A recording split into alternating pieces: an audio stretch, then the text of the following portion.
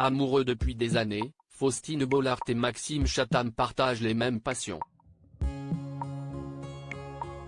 Tous les deux, on adore les films d'horreur, le gothique ou se raconter des histoires qui font peur, confiait la présentatrice de Ça commence aujourd'hui.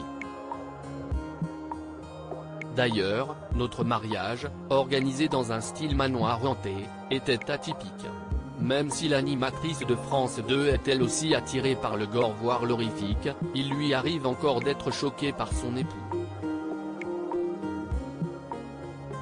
De temps en temps je suis un peu décomposé et je lui pose encore la question, mais comment tu peux écrire ça ? A-t-il plaisanté sur les ondes de RTL ce samedi 12 novembre alors que Maxime Chatham publie un nouveau roman très noir, La Constance du prédateur. Avec le temps, Faustine Bollaert a appris à séparer son mari de l'écrivain. Même si ce n'est pas toujours facile. J'ai du mal à imaginer parfois que si est-il l'homme adorable, tendre, que je connais, qui puisse écrire des horreurs pareilles, a ajouté l'animatrice dans l'émission On refait la télé. Surtout, comment il peut descendre de son bureau après avoir écrit ça, et nous retrouver pour venir manger des nuggets avec les enfants. Et ce n'est pas la seule habitude de son mari que Faustine Bollaert ne comprend pas. L'autre fois, on regardait la Star Academy, et lui regardait un relevé d'autopsie pour un prochain ouvrage. Je disais aux enfants, ne regardez pas ce que regarde papa, parce que là. Confiait-elle. Il est flippant, oui. Pourtant, si est-il vraiment une crème d'homme.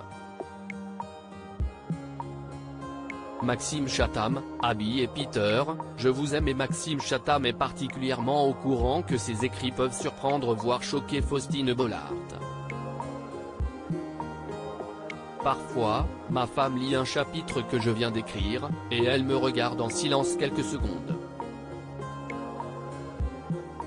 Je sais qu'elle se demande ce qui se passe dans ma tête pour avoir des idées pareilles, a d'abord écrit Maxime Chatham dans les remerciements de son dernier ouvrage. Si son épouse est une lectrice assidue, ce n'est pas le cas de leurs enfants, Peter et Abby.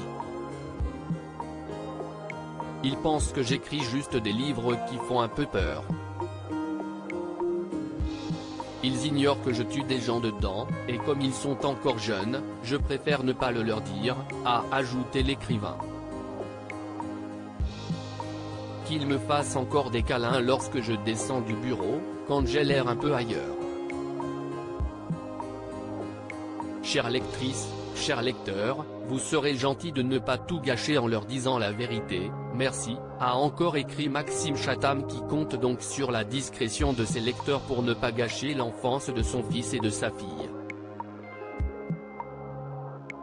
À la fin de son dernier ouvrage d'ailleurs, l'écrivain a eu une tendre pensée pour les enfants qu'il a eues avec Faustine Bollaert, Abby et Peter, je vous aime. Vous donnez du sens à la vie. Si est une grande responsabilité.